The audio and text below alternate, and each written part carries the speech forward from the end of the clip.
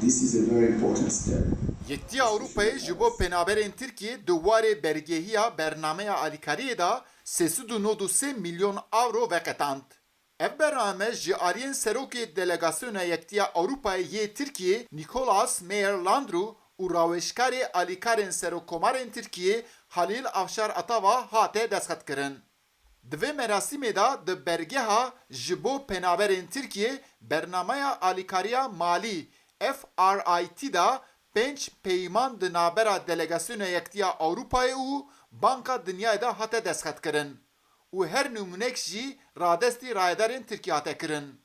Di merasîmê da serokê delegasyona Yektiya Avrupayê yê Tirkiye Nicolas Meyer-Landru qise kir û wiha got. For the ceremony of the final Em îro li rêwresmên îmzakirina pênc peymanên nêvbera Yekîtiya Ewropî û Banka Cîhanî amade dibin ji bo alîkariya diravî ji penaberan re li Tirkiyeyê.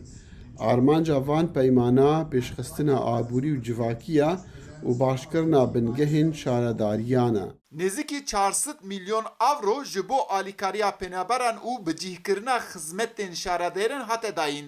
Dema radestkirinê da rawêşkarê alîkarên serokkomarê Tirkiye Halil Afşar Ata di aqaftina xwe da li ser van projan sekinî û got pêwîst e ev alîkariyana herî lez bigihîjin destê me. Ev alîkariyek miroviya û pêwîstî bi lezkirinê heye. A giring ew e ku di demek nêzik de bigehe destê wan kesên pêtîvî pê lê mixabin Êketiya Ewropî vêna wek alîkariyek pêşxistinê dibîne. Lazim e vêya careka din berçav derbas bikin. Di navbera Tirkiye û Yektiya Avrupayê da li ser bernameyên alîkariyê yên lihevkirina civakî di demên berê da jî hin proje hatibûn destxetkirin. Di nav vana da li Herêma Kurdan bernama avê jî ciyekî giring girtibû. Eyüp Demir, Dengê Amerîka, Enkere.